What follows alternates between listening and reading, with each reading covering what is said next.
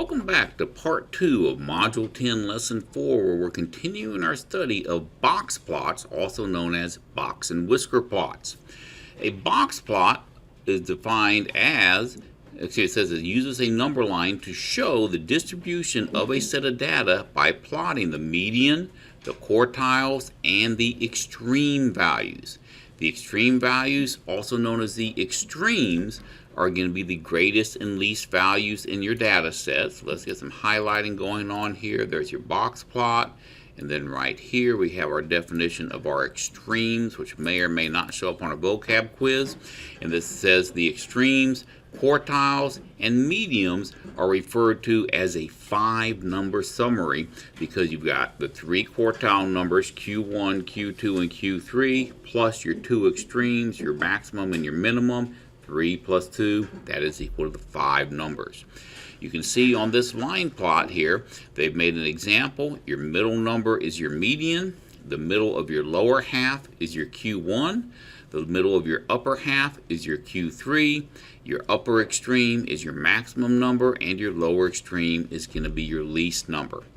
Plotting some points to go along with that, we're going to take and put a box and for actually making the box and whisker plot here. We're going to take the Q1 through the Q3 and we're going to put a box around that. Hence the name box plot or box and whisker plot. From there, we're going to take and put on our whiskers, which is a line that goes from the least value to Q1 and from the greatest value to Q3. And then from there, once again, you've got all your terms in here where you have your lower extreme, your Q1, your medium, your Q3, and your upper extreme. Now, I would like to point out also that you have a vertical line right here that goes through your median. And if you noticed in the past when I've been showing you the median, I've always been putting a vertical line through that. It kind of goes back to the whole box and whisker plot thing there, doesn't it? Now, box plots are separated into 4 sections, and these sections are visual representations of the quartiles. You've got section 1, section 2, section 3, and section 4. Even though the parts may differ in length, each contains 25% of the data. So you may have a lower quartile that is much bigger than your upper quartile, but it still represents that 25% range. The box represents the median of 50% of the data. The longer the longer a box or whisker indicates that the data is more spread out in that section. A longer box or whisker does not, however, mean that there are more data values in that section, just that the range of those data values is going to be greater. And remember, each section still contains 25%. So you got 25% here, 25% here, 25% here, and 25% there. And don't forget that the distance between Q1 and Q3, that is going to be 50% of your data values, or exactly half of your data values. Example 2 wants us to interpret box plots. So the box plot shows the annual snowfall totals in inches for a certain city over a period of 20 years. And you can see there's a minimum value here, which looks like it's about 111 maybe.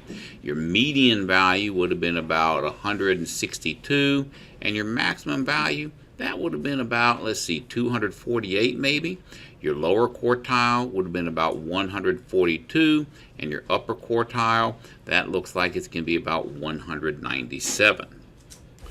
Our instructions here tell us to describe the distribution of the data. What does it tell you about the snowfall in that particular city? Moving forward with that question, we can say that the annual snowfall, annual snowfall ranges from about, well, let's see, that looks to me like we got, I'm going to say that's 248 minus about 131. So let's go off and do some scratch work here. I'm going to try my 248 minus 131, 248 minus 131. 8 minus 1 is 7. 4 minus 3 is 1. And so it looks like we're going to have a difference of roughly 117. Not sure if that's going to be what they got. Let's find out. 117. And, oh, I did that totally wrong. I found the difference. That's not what I needed. I needed to say 131 inches to, what was my other number? 248 inches. And let's see if we check, that checks right to us. And, oh, that it said not 131. So let's try 132. And let's try 130. And, oh, I'm sorry, 110. What is it? Oh, yeah, it is 110. Yep, totally missed that one. 110 inches. I'll give that. I would have said 111 there. So the middle half of the data ranged from about, well, I'm looking at this, I'm saying 142 to the right here, all the way up to this point right here, which I'm going to say is about 192, 193, about 195. And we're going to take and check that, and that's going to be valid for the range of the middle half of the data. And that's also, of course, known as your interquartile range. And then our next question we're going to have here, because the boxes are, let's see here, shorter, equal in length, or longer than the whiskers, we can say that the boxes are definitely going to be shorter than the whiskers, because here's your boxes and your whiskers are the big lines. We can say that there is more variation among the middle half. There can be less variation among the middle half. It's less because it's a smaller group of data. Check that. That part checks. And then finally, having less variation means there's greater consistency among the middle 50% than there is in the rest of the data set. So you have a lot of consistency here, not so much on those folks out there in the outer ends. Now it's your turn. Pause the video and work on this problem that they've given you right here. Alright, the box plot shows the length of coastline for 12 states along the Atlantic coast. And the coastlines range from about, well, we've got the least number I'm going to say right here, if that's going to be 100, I'm going to say the least number, that's really low number, 10 looks good, all the way up to about 300 right here. So I'm going to say they range from 10 to 300. The middle half of the data, that's your interquartile range, is going to go from about, I'm going to say it looks like 60 to 190. What's my options here? 30 to 200, I guess is going to be my best option there. And then, yeah, 30, not 60, because that would be 60B right here. And then the median is going to be this value right here, which I'm going to say, that looks like about 110 miles. Yep, they gave me a number for that. Because the boxes are, now are the boxes going to be smaller or larger than the whiskers? The boxes are or equal to, I'm going to say the boxes are going to be longer than the whiskers. That means that there is going to be less variation among the middle half of the data than there is going to be in the rest of the data. This means that there is less consistency among the middle half. Click that and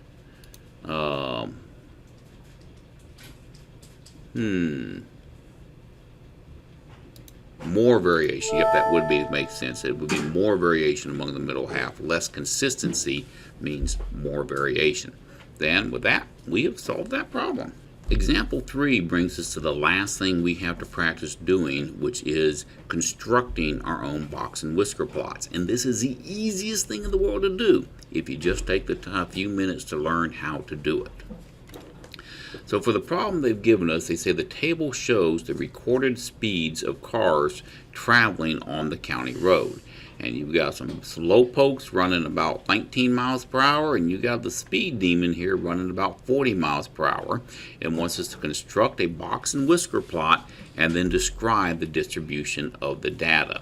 So let's get started on that. First thing we have to do is order our numbers from least to greatest. So our slow poke's 19, then we get a 20, I have 22, 23, 25, another 25, a 27, a 30 and 34, a 35 and a 40. So there's my data values going from least to greatest. From there, we're going to need to take and plot them on a graph. And you can see right here we've got our least value of 19. We have our greatest value of 40. We have the median, which is right there. That's going to be the middle value, which was a 25 that you saw right here, because there was an odd number of numbers: 1, 2, 3, 4, 5, 6, 7, 8, 9, 10, 11. That meant this value, your 6th value, is going to be your median. In the lower half, you have 22. 22 is going to be your lower quartile. And then in the upper half, the 34, that's going to be your upper quartile that you see right here. And finally, your extremes, 19 and 40. You can see right here is your lower extreme and your upper extreme. So all you have to do is put it in order, find those things, plot them above your graph. After you've plotted them above your graph, the next thing we're going to do is put in our box and whiskers.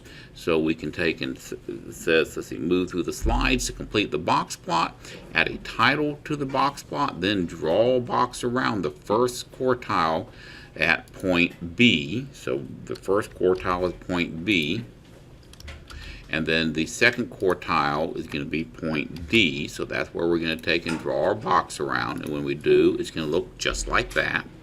From there, we're going to draw a line through the median at point C. That's going to be that vertical line we talked about earlier. And you can see that vertical line just appeared right here. And now we're going to draw our whiskers from the first quartile at point B to the least value, which is going to be point A. Let's take and get that B in there again. Check that. There's our whisker for the lower half. And then from now we need to get our third quartile point, which is point D, going to our greatest value, which is point E. Check that, and there's our whisker for our upper half, and that is how we would be drawing that box and whisker plot. Now that the box plot is created, it is time to start working on some data, interpreting the data that's in it. It says describe the distribution of the data, and we're going to move through some slides. We can say the ranges comes from, where our least range was going to be 19 miles per hour, and our greatest range was going to be 40 miles per hour. So check that, and it checks. Go to our next slide, and that means the middle half of the data is going to range from what we had. This looks like a 22 to a 34, so I'm going to say 22 to 34 miles per hour. Check that, and that checks. Next question it says is because the boxes are, well, is my box bigger, smaller, or equal than the whiskers? It is bigger or longer than the whiskers, so there is going to be more variation among the middle half of the data. Because it's bigger, there's more of a spread in the middle than there are on the ends. Check that, it checks. And finally, having more variation means that there is going to be less consistency among the middle set of your data. Check that. That's all there is to doing that. From there, we're going to reset this problem and send you on to work the very last one on your own, extra example 3.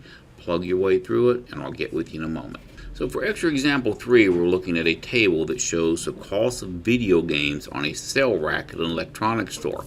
Construct a box plot and describe the data.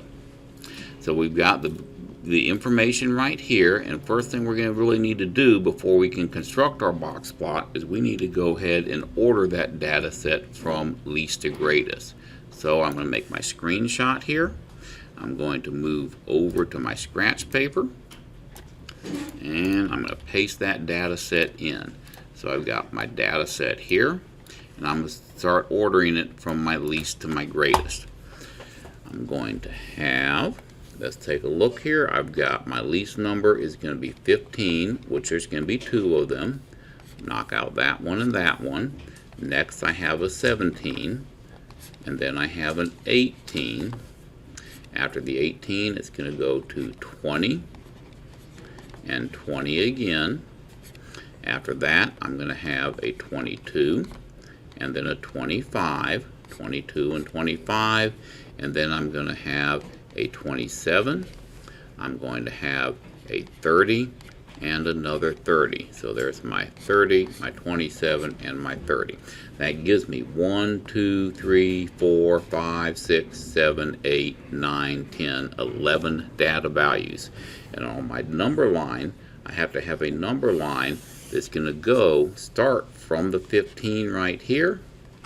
The 15, 16, 17, 18, 19, I've got 20, 21, 22, 23, 24, 25, 26, 27, 28, 29, 30. So I made my number line a little bigger than it needs to be. I know I'm going to have a dot above my 15 and a dot above my 30. Those are going to be my extremes. After my extremes, I have to find the middle data value. And once again, let me see how many values that I have. 1, 2, 3, 4, 5, 6, 7, 8, 9, 10, 11. That means the sixth one is my median. 1, 2, 3, 4, 5, 6. So right here, 20 is going to be my median. It's going to get itself a dot. And then my lower half, I have 1, 2, 3, 4, 5 values in my lower half. So 17 is going to become Q1, which is going to get a dot right there. And 27 is going to become Q2, which is going to give me a dot right there. Finally, I put a box around my interquartile range, a vertical line here, and 2 whiskers there. Now that's what my dot plot actually my box plot looks like. Let's go back and compare that to what we had for possible answers. Alright, so I had a 15 to 30, that's it. I had 20 as my middle. They've got about 17. And what number did I have for my upper? 27. Nope, that one is not going to be it. This one's definitely not going to be it. So,